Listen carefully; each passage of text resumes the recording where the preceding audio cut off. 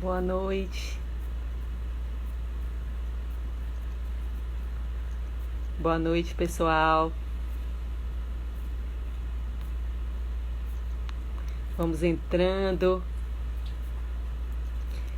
esperando nosso querido convidado chegar, professor Caê Matos, que hoje nos abrilhanta com a sua presença.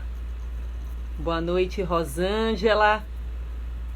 Boa noite, Felipe, Marcelo, pai de Marina. Boa noite, Lumicaedu. Que bom tê-los aqui conosco. Vamos dando um tempinho para o professor Caê Matos ir chegando e para que nós possamos iniciar a nossa live. Boa noite, Soraya Torinho. Que bom tê-la aqui conosco. Hoje, boa noite, professor Osmar Palma. Que bom tê-lo aqui conosco também. Tiago Requião. A Luísia.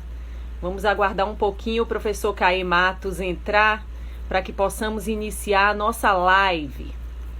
Para aqueles que não me conhecem, eu me chamo Juliana Andrade, sou professora de Direito Constitucional, Humanos e Legislação Penal Extravagante do SES Múltipla Salvador.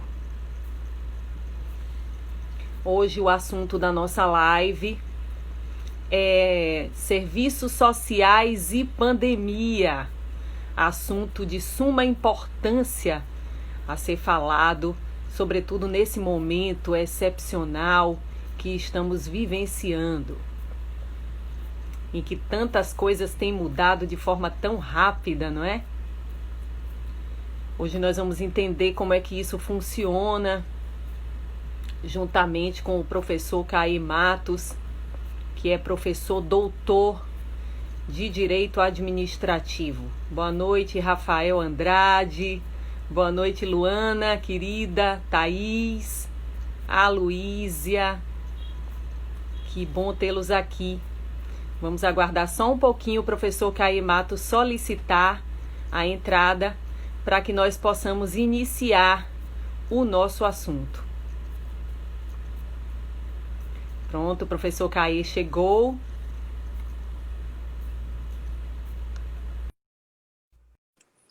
Vamos ver se ele vai entrar aí.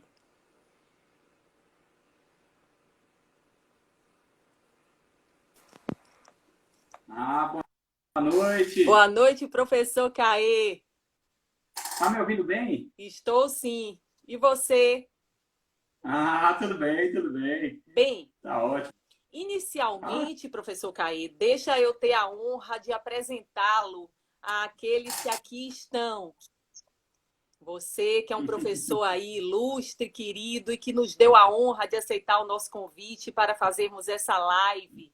Isso aí, Rafael, o mestre Caê. Professor Caê Matos, gente, só falando um pouquinho do histórico desse professor aí, ilustre, querido. Ele é pós-graduado em Direito de Estado pela Uniana Juiz Pódium. Ele é mestre em Direito Público pela UFBA. Ele é doutorando em Filosofia do Direito na Universidade Kennedy, na Argentina. Ele é professor da UniFTC Vitória da Conquista, pesquisador e escritor nas áreas de direitos humanos, direito administrativo e filosofia do direito, professor de cursos para concurso. É um professor aí muito aplicado nos estudos dessas disciplinas e também da psicologia, que eu sei que ele tem aí estudado a respeito. E eu fico muito feliz, professor Caê, em tê-lo aqui conosco, sobretudo nesse momento excepcional em que estamos vivendo, que nós precisamos tanto falar sobre serviços essenciais na pandemia. Complicado. Pois Complicado, bem. realmente. Antes de começarmos, eu queria também fazer a apresentação, né, dessa professora que já conheço há muito, muito tempo.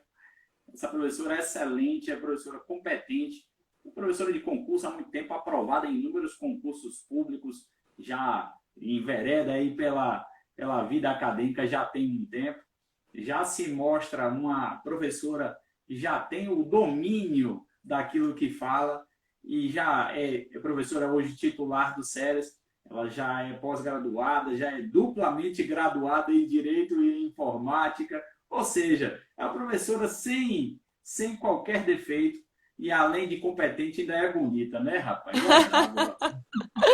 Obrigada. É isso mesmo. Eu tive a honra de trabalhar com o professor Caê em Vitória da Conquista, quando nos enveredamos na coordenação da pós-graduação, de diversas pós-graduações na UniFTC Vitória da Conquista, né? E nesse momento aprendi bastante com ele. E hoje, pessoal, eu tenho a honra de trazer para vocês, né, o professor Caê para falarmos sobre esse assunto, serviços essenciais na pandemia. Eu tenho me deparado com diversas questões, sobretudo nas aulas de direito constitucional que ministro, professor, a respeito desse estado de pandemia pelos alunos. Os alunos têm tido muita dificuldade em entender esse momento, sobretudo porque se trata de um momento de decretação de estado de calamidade pública. Ao contrário da decretação prevista constitucionalmente, da possibilidade de decretação do estado de defesa e estado de sítio. Então, muitos alunos, eles me questionam, e aí é importante a gente dizer aos alunos que aqui se encontram, às pessoas que aqui se encontram, que nós vamos falar desse assunto sob o viés tanto de direito constitucional quanto de direito administrativo, né? Para que a gente possa fazer essa abordagem mais ampla. Eles questionam para mim, eles falam, afinal, professora, se houve apenas a decretação do estado de calamidade pública, por que a restrição à liberdade de locomoção, a direitos fundamentais? Há a possibilidade da restrição de direitos fundamentais também nesse estado de calamidade? Isso é estado de sítio, professora? Isso é estado de defesa? Então, há sempre esse questionamento por parte dos alunos. Então, eu resolvi trazer, já que vamos falar de serviços essenciais nesse momento de pandemia, que é um momento excepcional, inclusive na Constituição, é um momento que não teve previsão constitucional, porque nós tivemos uma situação dessa, similar a essa, há 100 anos atrás, né? Não houve previsão na Constituição de 88. Então, é um momento muito novo juridicamente falando. Por essa razão, nós temos nos deparado com tantos decretos, medidas provisórias, decisões do STF, para que possamos tentar dar conta, né, o nosso ordenamento jurídico tentando dar conta de algo que não foi previsto por nós, enquanto poder constituinte, né, cuja titularidade é nossa, é do povo. Pois bem, eu quero esclarecer, tendo em vista essa análise, que a pandemia, ela trouxe, nos idos lá de fevereiro, a aprovação de uma lei, né, que é a Lei 13.979, que foi aprovada em 6 de fevereiro de 2020, falando a respeito de medidas de enfrentamento ao coronavírus, ao Covid-19, né, que surgiu e nos assustou em fevereiro. Só que o estado de calamidade pública, ele só foi decretado em 20 de março de 2020, por meio do decreto número 6, né? Em que o presidente da República solicitou a decretação do estado de calamidade para fins de cumprimento do artigo 65 da Lei de Responsabilidade Fiscal. O que é que o presidente queria com essa decretação? Ele queria uma dispensa no atingimento das metas, dos resultados e metas fiscais previstas na LDO nesse ano, naturalmente face aos gastos públicos exacerbados que ele previu que haveria por conta da questão da saúde pública, a limitação de empenho, que são previstas pelo artigo 65 da Lei de Responsabilidade Fiscal. Então, o artigo 1º do decreto, que proclamou, que trouxe esse estado de calamidade pública, ele reconhece exclusivamente para fins do artigo 65 da Lei de Responsabilidade Fiscal esse estado de calamidade pública. né? Visando a dispensa do atingimento de metas fiscais em 2020, a limitação de empenho e com efeito até 31 de dezembro de 2020. Aí os alunos me perguntam, professora, por que não houve a decretação? E esse estado de calamidade pública, conforme também disposição da própria lei de responsabilidade fiscal, ele pode ser decretado não apenas pela União, não apenas no âmbito federal, mas no âmbito estadual e municipal. Ao contrário do estado de defesa e sítio, que são decretados no âmbito federal, né? Pelo presidente da República e sob autorização ou solicitação do Congresso. Desastre por causa de excesso de chuva, essas coisas, é comum. Exatamente. Então, muitos alunos perguntam, professora, por que não houve a decretação do estado de defesa e estado de sítio? E aí a gente precisa só fazer um resuminho aqui a respeito do que a gente chama de sistema constitucional de crises. O estado de defesa e o estado de sítio, previstos aí entre os artigos 136 a 141 da Constituição, eles prevêem, né, são instrumentos usados para o restabelecimento da ordem institucional em situações de crise. Seja de ordem econômica, seja de ordem bélica, seja de ordem política, né? A previsão de restrição de direitos fundamentais, trazendo esse sistema constitucional de crises. Só que o estado de defesa, ele e o estado de sítio só podem ser decretados mediante necessidade e dentro de um prazo determinado pela Constituição, tá? Eles só podem ser decretados em âmbito federal, então os estados e municípios não podem decretar estado de defesa e de sítio, né? E no que diz respeito ao estado de defesa, ele é decretado nas seguintes hipóteses. Na hipótese de situação de grave e iminente instabilidade institucional e calamidades de grandes proporções na natureza, mas de forma regionalizada. Por essa razão, muitos professores de constitucional, alguns doutrinadores, dizem, apregoam, que o estado de defesa não seria aplicável à situação de coronavírus que incorre no âmbito nacional e até internacional, né? É uma pandemia que acometeu todo mundo. Então, por essa razão, o presidente que poderia decretar esse estado de defesa, de fato, não o fez, face à relevância da comoção que o Covid-19, a pandemia, trouxe a nível nacional, né? Em nível nacional. Pois bem, aí a gente pode falar, então, por que não decretou estado de sítio, professora? Porque os meus alunos sabem que o estado de sítio ele pode ser decretado quando o estado de defesa não resolveu. Vamos traduzir assim. Nas hipóteses de comoção de grave repercussão nacional, né? Ou de fatos que comprovem a ineficácia da medida durante o estado de defesa, ou declaração de estado de guerra. Então, na hipótese de comoção de grave repercussão nacional, poderia ter sido lançado mão da decretação do estado de sítio.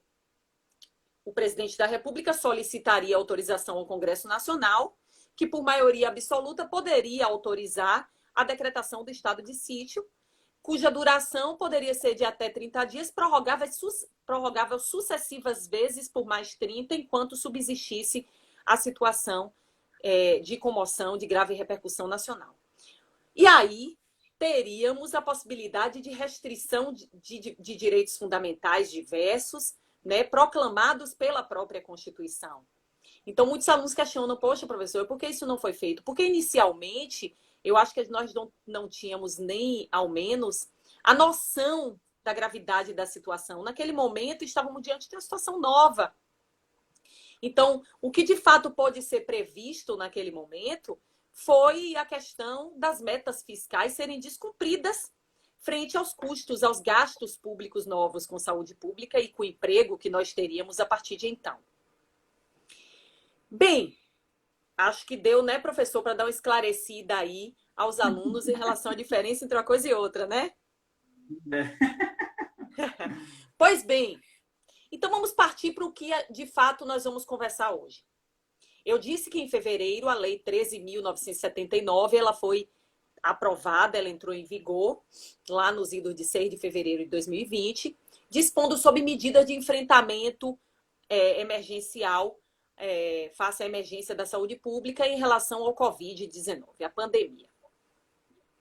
Pronto, essa lei entrou em vigor, ela trouxe essas medidas de enfrentamento, algumas medidas, e disse que essas medidas poderiam ser adotadas desde que com base em evidências científicas e análise sobre informações estratégicas em saúde, limitada ao tempo que subsistisse essa situação.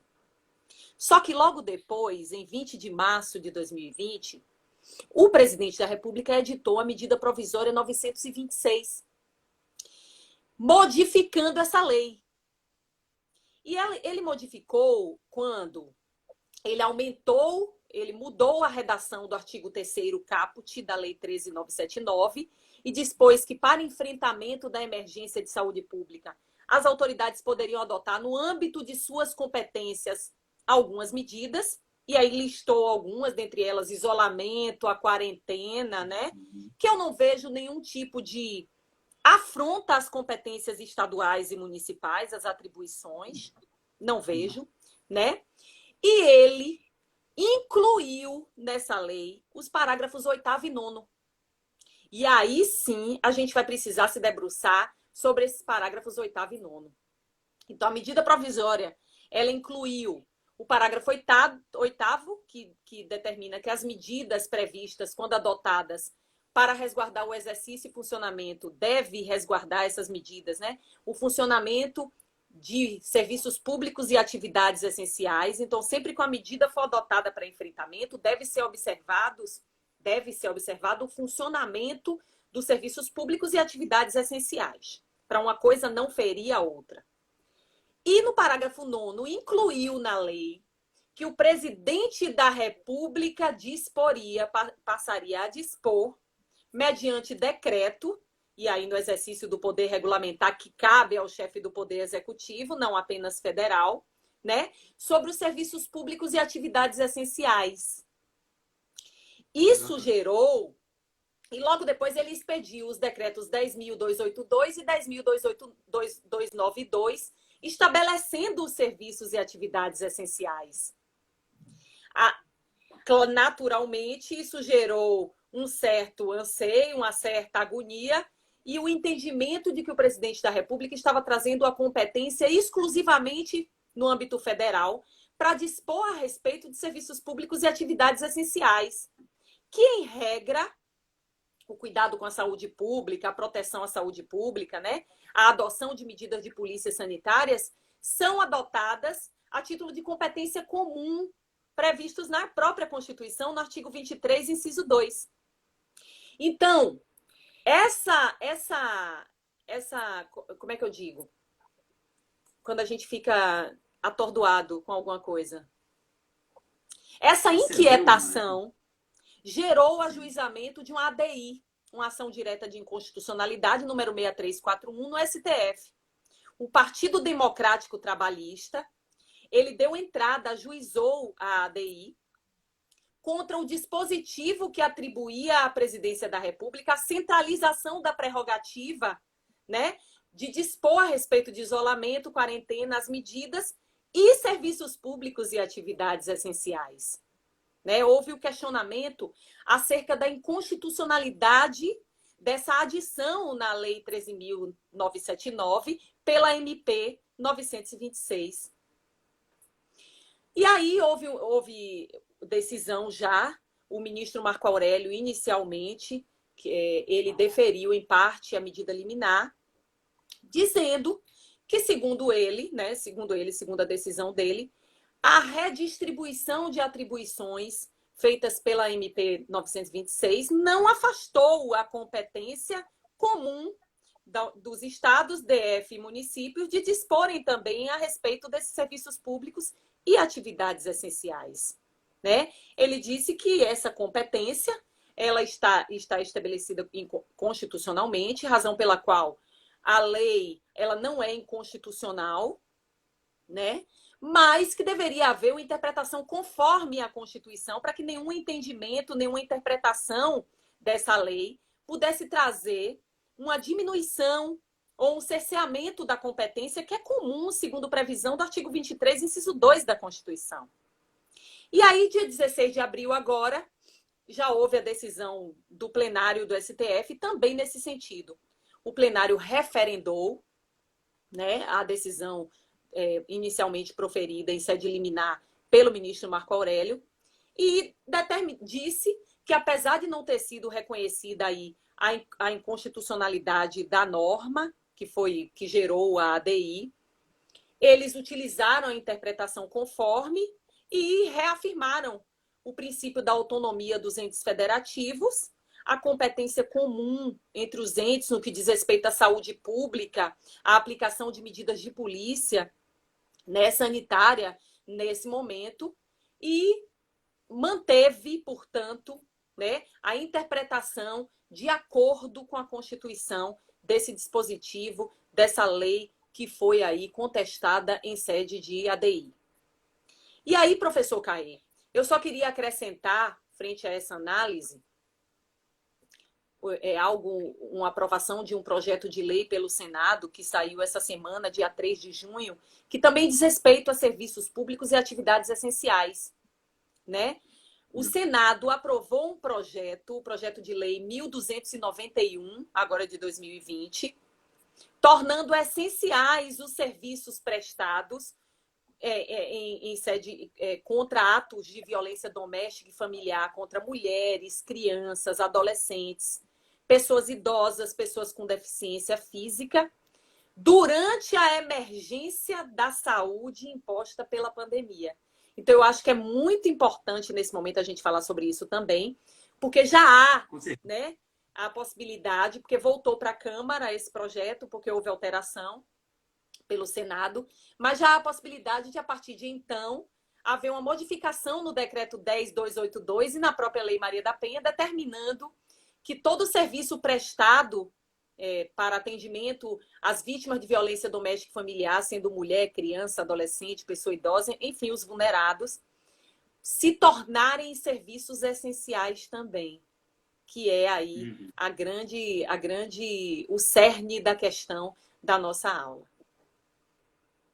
Beleza. Ave Maria, falar depois disso é difícil. Aula tão precisa. Ainda bem que eu vou falar de assunto diferente, quer dizer, convergente, que senão a concorrência era desleal. Mas, vamos lá. Bom, esse é o cenário. O legal é que você trouxe o cenário, né? Que é exatamente o cenário, o pano de fundo daquilo que a gente vai tratar hoje na nossa exposição. Bom, como é que eu dividi a minha exposição? Eu tenho aproximadamente quantos minutos? Uns 35, 40 minutos, não sei, para falar. Eu vou tentar ser o mais direto, o mais breve. Você tem 45 minutos para falar. Ótimo. Então, eu vou ser, como eu falo para os meus alunos, sucinto, porém completo. Então, vou tentar ser o mais completo possível e vou apresentar quais são os pontos, digamos, que eu irei apresentar na nossa exposição de hoje. A primeira grande coisa é conceituar serviço, não necessariamente serviço público. Quais são os tipos gerais de serviço público que nós temos? Qual o conceito do que é essencial? E aí, falando até em plano filosófico, o que é essencial? Quais são os tipos de conceituações que nós temos? O que é que há de inerência no conceito de essencial, se há subjetividade? Se não, o que são serviços, aí unindo os dois conceitos, serviços essenciais, e, por fim, falando quais são os critérios, quem é que decide, ou seja, o que é essencial no plano que nós teríamos hoje. Bom, quando falamos a respeito de serviço, o próprio nome já dá uma dica. É uma atividade de oferta de uma utilidade a alguém. Então, se eu oferto alguma utilidade para alguém, eu estou prestando um serviço. E ele geralmente se protrai no tempo, ele se prolonga no tempo. Então, isso é serviço. Então, todo tipo de atividade, de oferta de alguma utilidade para alguém, que a atividade se prolonga no tempo, pode ser conceituado como serviço. Aí, se é técnico, se é público, se é privado, aí, óbvio, que vem outras características. Mas, dentre esses serviços, quais são os tipos gerais que nós temos? Aí a gente tem grandes grupos, serviços públicos, e os serviços não públicos, que a gente vai chamar de serviços privados. Sim. Só para diferenciar. mas tudo aquilo que não é público geralmente é da área privada. Então, quando falamos em serviços públicos, qual o conceito, digamos assim, de serviço público? A gente não tem um consenso na nossa doutrina. Na verdade, o Brasil ele bebeu muito da fonte da escola francesa de serviço público. Eu gosto de pronunciar que é École de Service Public. L'école, é. Falando que eu nem sei francês, mas é só para se amostrar Ah, École de Service Public. É a escola francesa de serviço público de Leon Deguy e Gese. Esses dois autores foram os pais da doutrina, digamos assim, do direito e serviço público. Então, a escola de serviço público ela traz um conceito bem amplo de serviço público, que é toda e qualquer atividade prestada pelo Estado para cumprimento de seus fins. Então, tudo que o Estado faz é serviço público. E isso foi criado por Leon Deguy e Gese. Dentro do Brasil, um autor que trouxe isso para cá também foi Mário Mazagão. Ele copiou mais ou menos ipsis literis o conceito formulado por Leon Deguy e Gese e trouxe para cá para dentro. Eli Lopes foi no mesmo sentido, só que Eli Lopes fez uma pequena diferenciação, falando em serviço público e serviço de utilidade pública, para diferenciar por conta de qual aspecto? Até para que os alunos saibam diferenciar se vier a cair uma prova, um concurso, ou o que quer que seja. Serviço público seria aquele serviço que atenderia uma necessidade da população, ou seja, ele é necessário para que a população viva bem, atenda seus direitos essenciais. Serviço de utilidade pública, na concepção de Eli, seria aquele que traria uma comodidade. Ele, por exemplo, ele diverge do conceito formulado por Matheus Carvalho. Matheus Carvalho ele tem a mesma ideia de que é uma atividade estatal prestada direto ou indiretamente e que oferta uma utilidade ou comodidade. Ou seja, diversamente de Eli, que separa serviço público de serviço de utilidade pública, ele traz uma noção de serviço público, quer traga uma utilidade material, jurídica, ou utilidade, uma comodidade. Ou seja, ele não faz essa diferenciação. Seguindo no sentido oposto, eu diria um conceito mais estrito, mais limitado de serviço público, temos um conceito formulado por Maria Silva Zanella de Pietro, Celso Antônio de Bandeira de Mello e alguns outros autores, como Dirley da Cunha Júnior, que fazem, por exemplo, um conceito mais restritivo. Eles acreditam, eles defendem em seus livros, por exemplo, que serviço público seria aquele que oferta uma utilidade material. Ou seja, se a utilidade for apenas jurídica, não seria serviço público, seria algum outro tipo de atividade e não serviço público. Bom, quando falamos a respeito de serviço público, então, a gente tem que estar ciente de que até o conceito de serviço público ele é divergente. A gente não tem um conceito. Qual o conceito que eu tenho de serviço público? Para mim, o mais próximo do de Leon Deguy possível. Não necessariamente porque foi de onde veio a origem, mas para mim, porque é a concepção mais acertada. Até por conta da dicção do artigo 37, parágrafo 6º, falando da seguinte forma: as pessoas jurídicas de direito público e direito privado responderão pelos danos que seus agentes, nesta qualidade, causarem na prestação de serviço público. Então, quando ele fala na prestação de serviço público, ele está se referindo que a responsabilidade objetiva, que é exatamente esse é o artigo que trata a respeito da responsabilidade objetiva, e eu tenho até um livro, agora tenho um capítulo de um livro publicado a respeito disso, falando sobre a evolução do conceito de serviço público e a repercussão na responsabilidade estatal. Então, quando falamos sobre serviço público, para mim, a gente está falando de toda e qualquer atividade. Então, se eu tenho um conceito amplo de serviço público, eu amplio as hipóteses de cabimento de responsabilidade objetiva. Sim. Se eu tenho um conceito restrito de serviço público, eu restringo as hipóteses de responsabilidade objetiva. E como para mim, para o cidadão, é mais favorável a gente ter uma responsabilidade objetiva por danos decorrentes de serviço público, eu defendo um conceito mais amplo. Mas vamos lá, superando essa ideia. Então, temos os conceitos que você segue, obviamente, o autor que quiser, para identificar o que é serviço público. Apesar de que eu não vou me limitar apenas a falar em serviços públicos, eu vou falar em serviços. Até mesmo porque o título da nossa discussão de hoje foi Serviços Essenciais. Isso. Então, alguns públicos, óbvio, outros privados. Então, quando falamos a respeito de serviço público, já sabemos que é divergente.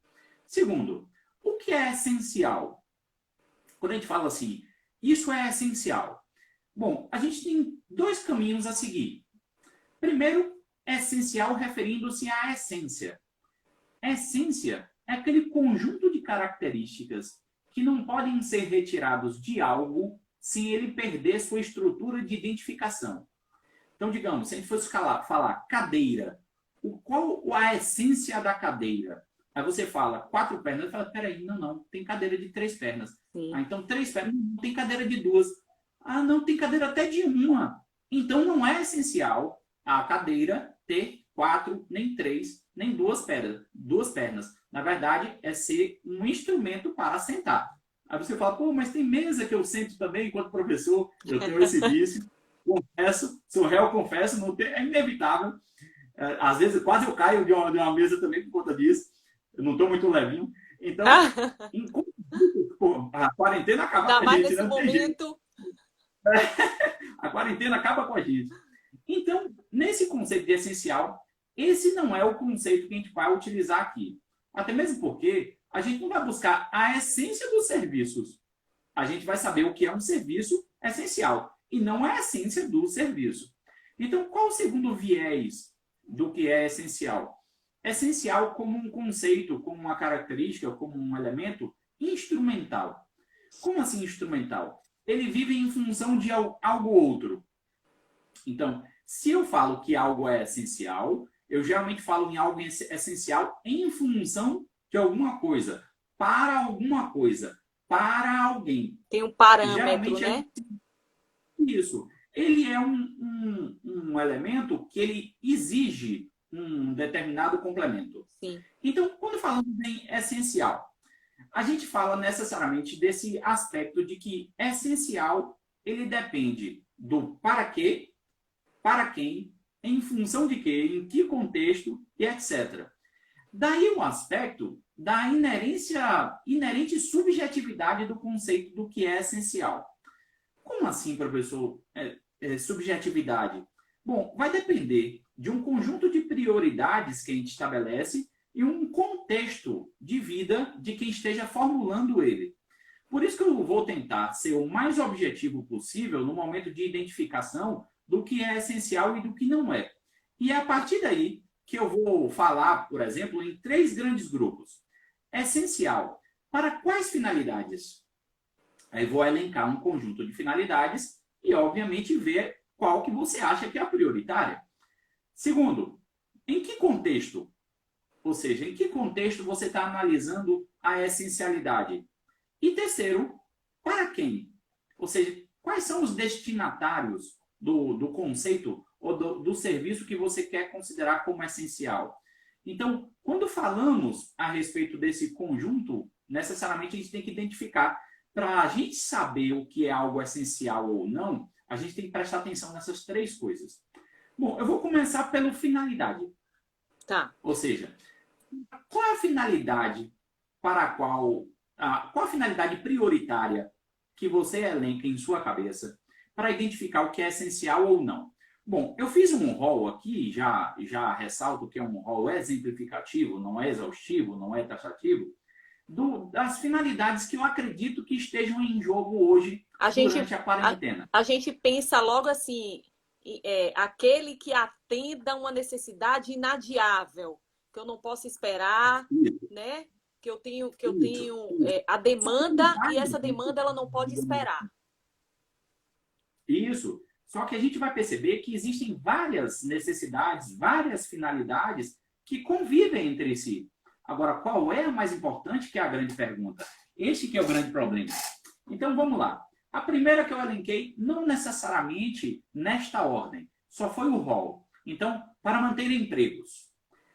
Então, o que é essencial para manter empregos? Aí você, rapaz, é que se continue o comércio, se continue transporte público, transporte, segurança. Educação. Não iria parar nada. Não iria parar nada. A verdade é essa. Se fosse para manter emprego, não ia parar nada. Sim. Aí, segundo, para manter sustento próprio. Segunda finalidade. manter sustento próprio, porque sem sustento próprio a pessoa não consegue viver, não consegue comprar, consumir, tudo quebra, etc.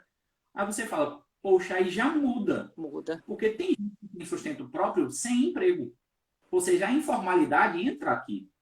Então, sustento próprio. Você fala, não, não, não, professor. Para mim é manter vida. Vida em primeiro lugar. Aí você fala, beleza, essa é a terceira finalidade. Manter vida. Bom, manter vida, tudo bem. Agora, a vida ela depende de recursos. Nossa. E se depende de recursos, como é que essas pessoas que não têm como buscar os seus recursos, ou não estão tendo acesso, ou porque perderam o emprego, ou porque perderam a forma de buscar o seu próprio sustento, não sei qual circunstância, porque a gente tem um universo de variedade de circunstâncias de vida de brasileiros que a gente não tem como controlar e prever, mas eu acho que é interessante a gente identificar que o manter vida talvez dependa dos anteriores. Por isso que talvez eu tenha colocado os outros anteriores, que é sustento e emprego.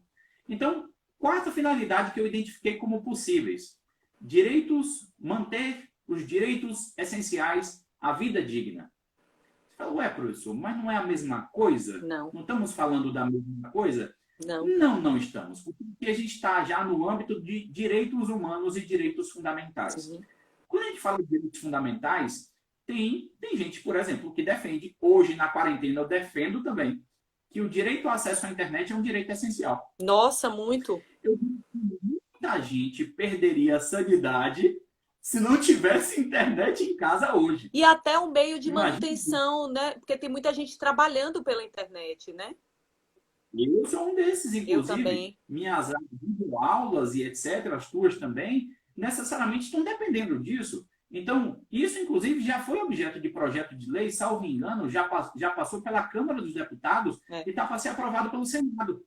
É o direito à tecnologia da informação como direito fundamental. Isso já é perscrutado bastante.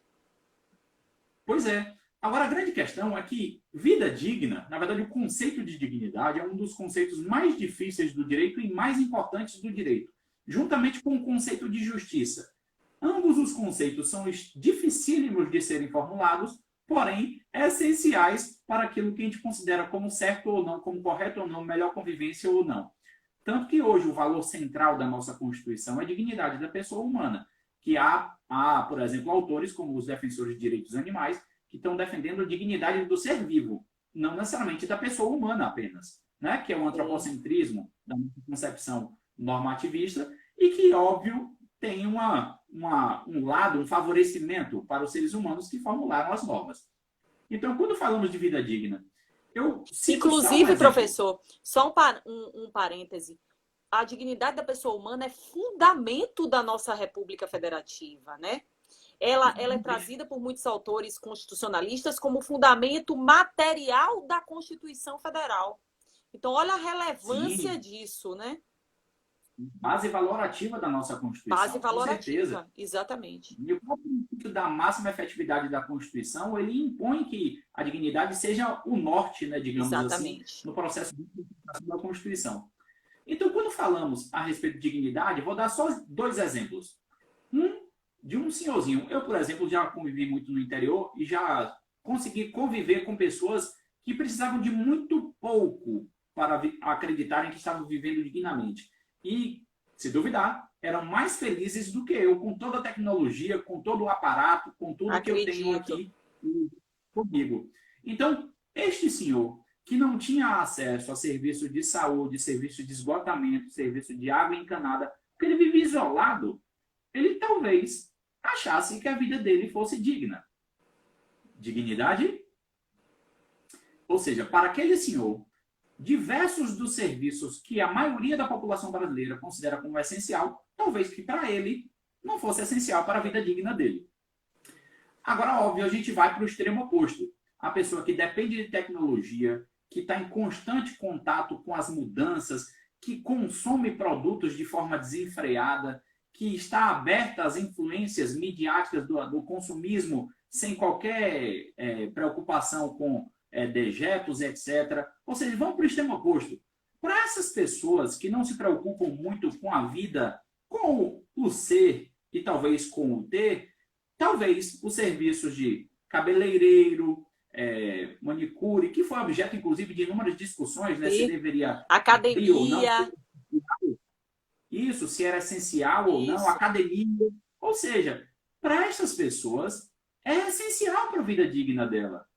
Agora, qual o conceito de dignidade que vale mais? O conceito do seu Zezinho lá, isolado, ou o conceito da pessoa que é extremamente dependente do consumo desenfreado?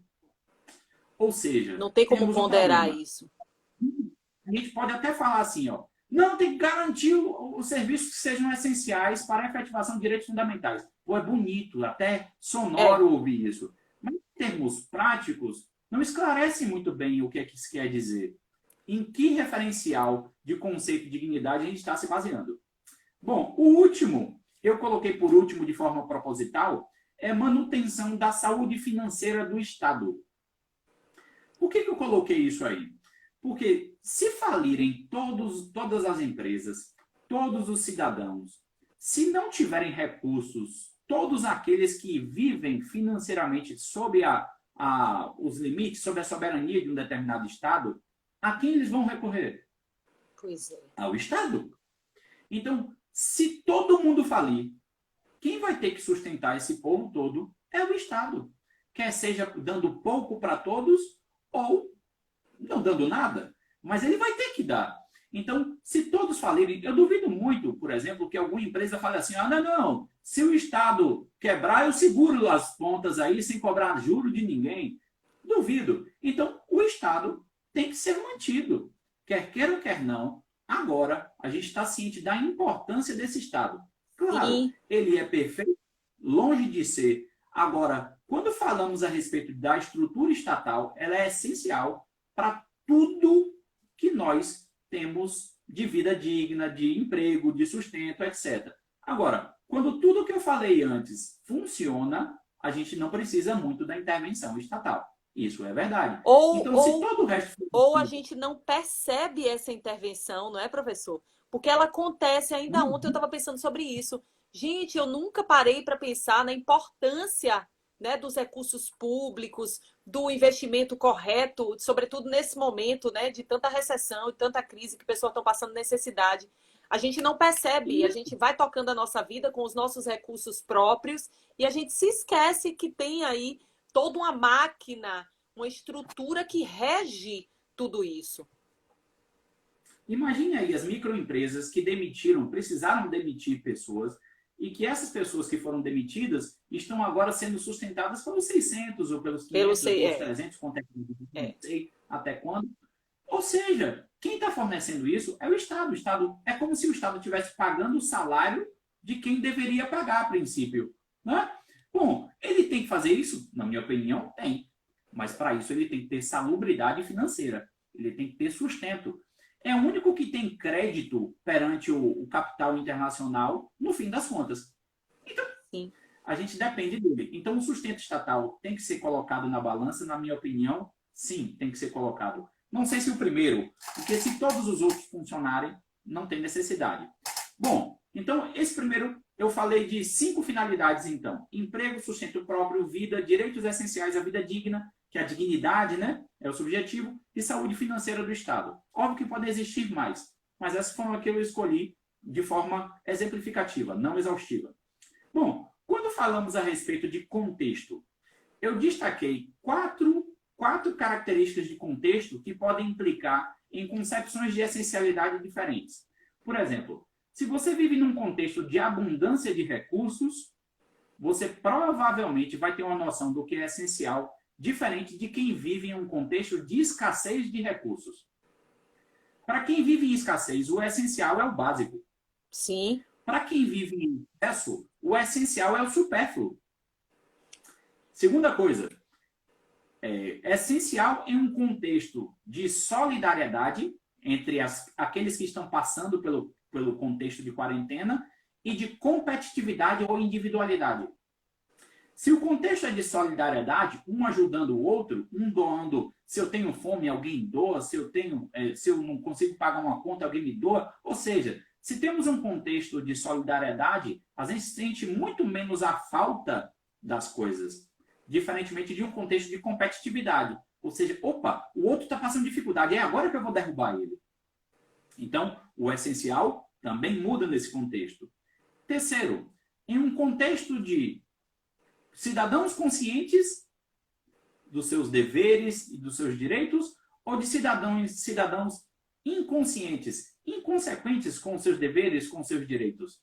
Porque se você tem cidadãos conscientes dos seus deveres, principalmente ético-morais, não necessariamente jurídicos, seus deveres ético-morais, principalmente citando o Emmanuel Levinas, que é o dever de alteridade, de ter que cuidar, trazer o bem-estar para o outro, a responsabilidade só por existir com o outro, você tem responsabilidade para com o outro. Então, tudo isso traz uma empatia, digamos E aí, assim, para com o professor, sofrimento do eu quero outro. falar sobre a contribuição da pandemia nesse sentido, né? A gente tem Sim, tido a sim, oportunidade de desenvolver esse sentimento de alteridade, de empatia, de se exatamente. comprometer com o outro, com o básico do outro. O básico do outro passou a ser importante para nós, né? Uhum. E eu acho que em tudo eu costumo olhar o lado bom. Eu acho que esse é o grande lado bom que a pandemia traz para a gente. Se faltar um pouco para fora do nosso umbigo, para que a gente entenda que Com nós certeza. fazemos parte de um todo e que esse todo, para funcionar, essa engrenagem para funcionar, precisa da junção das partes. Com certeza. Então, em um contexto de pessoas inconsequentes, inconscientes, claro que vai faltar, claro que o conceito do essencial vai ser diferente. Se eu estou com tudo, se eu tenho meu salário, tenho meu emprego, que se lasque o outro, óbvio que isso vai trazer uma concepção de essencialidade totalmente diferente. Isso. E a última, e é um contexto mais macro, é se nós vivemos em um contexto de justiça social ou de injustiça social. Até para a gente relembrar, porque isso está na nossa Constituição. Justiça social é todo e qualquer mecanismo que o Estado utiliza para reduzir desigualdades, ou seja, para proporcionar igualdade. Então, se a gente vive em uma distribuição equitativa, justa das riquezas, ônus e bônus, a gente vive em justiça social. Se a gente não tem essa distribuição, vivemos em injustiça social. Então, se eu vivo em justiça social com distribuição daquilo que tem pouco, mas a gente distribui, a gente vai ter um conceito de essencialidade totalmente diferente de um Exato. contexto de injustiça social. Aí obviamente eu faço a pergunta, mas no final vocês me respondem virtualmente, óbvio, mas pensem a respeito. Qual é o contexto do Brasil? Abundância de recursos ou escassez? Solidariedade ou competitividade e individualidade? Justiça social ou injustiça social? E cidadãos conscientes ou cidadãos inconscientes, inconsequentes, etc. Boa provocação. Vamos lá. E, obviamente, temos o contexto, terceiro critério para identificar o que é essencial é para quem. Então, para quem como assim, professor? Quem está formulando, quem está falando o conceito. Até para mim, por exemplo, eu estou com o meu emprego mantido. Isso interfere no meu juízo? Claro que consegue, claro que interfere. E eu faço um juízo a partir disso. Por mais empático que eu seja, eu posso ter uma certa influência do fato de eu continuar tendo renda. Então, quando Sim. falamos a respeito desse processo, a gente necessariamente tem que se considerar, se colocar neste contexto. Então, é aí que eu coloco, por exemplo, eu só exemplifiquei alguns. Pensa em uma pessoa com renda mantida hoje e uma pessoa sem renda. Ambas falando do que é essencial. Pense um senhor, por exemplo, que não tem a renda e você falando que não deve abrir comércio, sendo que ele vive do que ele vende de bico, ou vende seu serviço para ou comércio, ou pedreiro, ou o que seja. Ou seja, ele vive de bicos. Então, para esse senhor, quando você fala assim, o essencial é fechar o comércio, para ele é uma agressão. Diferentemente para quem tem a renda mantida. Segundo aspecto. Se não uma agressão, uma dor. Se ele, por exemplo, Sim, comunga com o pensamento de que tem que fechar o comércio, isso não, ele não tem como ele admitir isso sem ter uma dor, isso uma consequência parece negativa disso. Parece egoísmo, parece que não estão vendo o sofrimento dele. É. Então, mais uma vez, ele é invisível, entende? Mais uma vez, ele é invisível, mais uma vez, ele é marginalizado. Até no aspecto do que se considera como essencial ou não. Engraçado, Segundo, professor Caê, e aí é bom trazer isso. sim, Ainda nesse instante eu estava lendo os noticiários, né? Eu leio pela internet e uma autoridade falava a respeito da diminuição do isolamento e da quarentena agora, e ele dizia justamente o contrário disso, que no final diz a mesma coisa, de que abrir o comércio nesse momento, flexibilizar as normas, né, de restrição, geraria a morte dos pobres. Olha que coisa mais incongruente a gente está vivendo nesse momento, né? Na verdade, não tem solução fácil para esse contexto. Né? Isso. Não tem. A verdade é essa, não tem. A gente pode até procurar, mas pode ter certeza, se é uma solução fácil, provavelmente é equivocada. Isso, né? exatamente. Porque não é fácil. Então, o segundo elemento, emprego fixo e uma pessoa que vive na informalidade. Bom, se eu tenho um emprego fixo, garantido, estou recebendo, provavelmente eu tenho um juízo totalmente diferente de quem vive na informalidade. Terceiro, se eu ganho um valor fixo ou se eu ganho por produção. Aí entra o autônomo, entra o comerciante, entre quem trabalha no comércio de uma forma geral. Então, são conceitos que têm a interferência da subjetividade, da circunstância pessoal do indivíduo. Então, se não há consenso, como é que a gente lida com tudo isso? Bom, professor, o senhor falou, não há consenso com relação ao que seja serviço público. Não há consenso a respeito do que seja essencial ou não. Qual a finalidade que prevalece? O que é que a gente faz? É aí que o direito, por exemplo, ele usa, e aí, obviamente, fazendo um paralelo com a própria criação das normas, as normas se servem da dogmática, em alguns momentos, por conta disso. O que é um uso dogmático? É uma postura dogmática? É uma opção para resolver um problema. É a melhor opção. E, geralmente, embasada em alguma autoridade. Então, a lei fala que quem tem que criar a lei é o Poder Legislativo. E acredita-se que o Poder Legislativo vai convergir para a vontade popular no momento de criar leis. Bom, acredita-se nisso e não foi porque ninguém provou. É uma opção. É uma opção centrada em uma autoridade pré-estabelecida. E eu diria que uma das únicas formas de resolver esse problema é convergindo para uma decisão que vai ser dogmática. Porque o consenso ele não vai existir. Então, quando falamos a respeito dessa essencialidade, então, quem é que decide essa essencialidade? Bom, a própria Constituição, ela não estabelece o que é essencial. Ela fala lá no 175 que o poder público tem a obrigação de prestar serviços essenciais e de forma adequada, etc. Tem a Lei 8987, que são concessões de serviços públicos, que fala que tem que ser adequada, etc. Fala que os serviços essenciais não são passíveis de greve, etc. Só que não detalha. E por não detalhar, ela deixa uma margem de espaço que necessariamente tem que ser preenchido, e eu acredito, aí é uma opção, aí eu vou sustentar por quê, que tem que ser protagonizada pelo Poder Executivo, quer seja federal, estadual ou municipal. Por que eu acredito que esse momento atual exige-se um protagonismo do Poder Executivo em detrimento dos outros que no final coaduna com a decisão do próprio STF. De acordo com o interesse regional, a título de estado ou local, município, decide-se o que naquele momento será considerado essencial ou não. Exatamente. Então, o Poder Executivo, ele é o poder, o próprio nome executivo já dá uma dica, ele executa em primeira linha, em primeiro momento, de forma imediata, a lei. Então, é ele quem aplica a lei em primeira instância. Vou utilizar a palavra instância, mas não significando o Poder Judiciário. Em primeira linha, primeira atividade. Linha de frente. Isso. Quando falamos do Poder Legislativo, ele geralmente tem uma atuação preliminar. Ou seja, ele cria a lei que vai ser aplicada por alguém.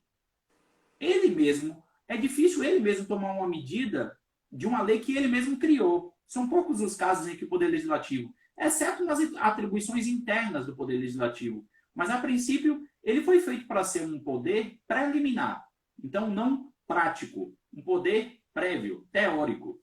E a mesma coisa pode se dizer, obviamente, mutatis mutandis, com relação ao Poder Judiciário. O Poder Judiciário foi feito para atuar a posteriori. Ou seja, tanto que ele depende, por conta de um princípio da inércia, que ele tem que ser provocado para ele iniciar um movimento a favor de uma coisa ou de outra.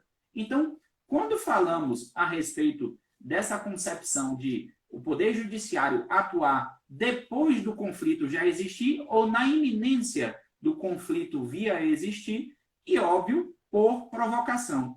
Então, quem fica nesse meio termo? Poder Executivo. Exatamente por conta disso, eu acredito que o protagonismo do momento, convergindo para a decisão, inclusive, do STF, é assumida pelo Poder Executivo, por conta da própria celeridade, da discricionariedade que esse poder tem e, óbvio, claro, sempre limitado por leis e princípios, sempre adstritos. O próprio artigo 37 caput já fala lá no mínimo de 5, mas lembrando que não são apenas o caput, o artigo 37 inteiro ele é principiológico, lá fala as pessoas de direito público e direito privado de todos os poderes terão que cumprir legalidade, pessoalidade, moralidade, publicidade e eficiência, além dos seguintes, ou seja, tudo que está abaixo também é principiológico. Então, agora a grande dúvida, e aí, qual poder executivo deve decidir sobre o que é serviço essencial ou o que não é serviço essencial? Bom, o STF, ele, obviamente, interpretando a Constituição, que é o papel dele, e eu acredito que, inclusive, esteja correto, ele já estabeleceu que é competência comum da União, Estado, Distrito Federal e município a adoção de medidas de polícia sanitária, até para que as pessoas que não sejam de direito entendam, polícia sanitária é no sentido de atuar para fazer prevalecer o interesse coletivo em prejuízo do privado. Toda vez que o Estado ele atua limitando alguma coisa individual ou privada para beneficiar o coletivo, ele está atuando com poder de polícia. A polícia sanitária, porque é um poder de polícia convergindo para a atuação de saúde. Tanto que o outro nome da medida que cada poder executivo pode adotar é medidas de cuidado e proteção da saúde pública. Então, todos os entes federativos podem. Em primeiro lugar, inclusive, eu acho muito interessante que o argumento do STF é pertinente, que ele fala o seguinte, que o município é quem sabe, junto com o Estado, qual é a realidade do seu povo.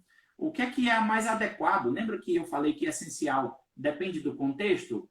Quem mais conhece o contexto é o município. Não é à toa, Então, né, professor, que o Pacto Federativo ele foi estabelecido como forma de Estado e dotou esses entes federativos de autonomia político-administrativa, para que eles percebam, de acordo com interesses próprios, que caminho devem perseguir naquele contexto específico.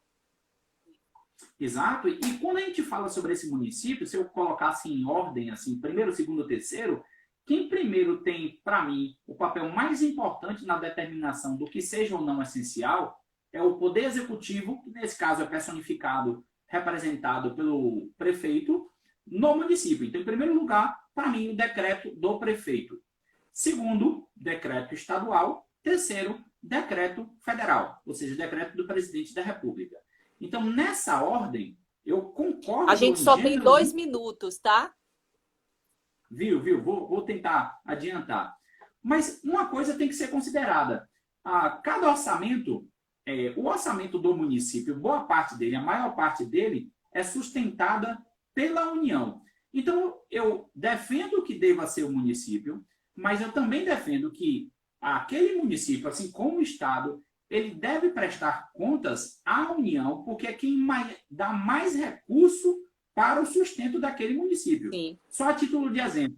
Aqui em Vitória da Conquista, eu inclusive fiz essa pesquisa, que são 290 bilhões de recursos para a saúde, ou milhões ou é bilhões, não me lembro, só para a saúde. Nesse aspecto, 56% é verba federal, 5% do Estado e o restante é verba municipal, IPTU, ISS, etc. Então, se o risco da má gestão é de todos, por que a decisão é só do ente federativo municipal? Entende? Então, por conta disso, eu acho que deve haver uma ida e uma volta. Um controle, né? Até um controle. Realmente tem prioridade o prefeito, mas contanto que tenha essa fiscalização, esse acompanhamento, esse prestar de contas à União. Bom, quando falamos a respeito das conclusões, aí eu já fechando. 30 segundos. Se cair, a gente volta para fechar, tá? Já agradecendo todo mundo. Obrigado, gente. Se não voltarem, estamos aqui junto. Mas, vamos lá. Então, na minha opinião, conclusões. O que é essencial? Primeiro, a gente precisa considerar, a gente vive em que cenário? Aí, para mim, a gente vive num cenário de escassez de recursos, de injustiça social, de pessoas, pelo menos uma parte, inconscientes de seus deveres ético-morais e de competitividade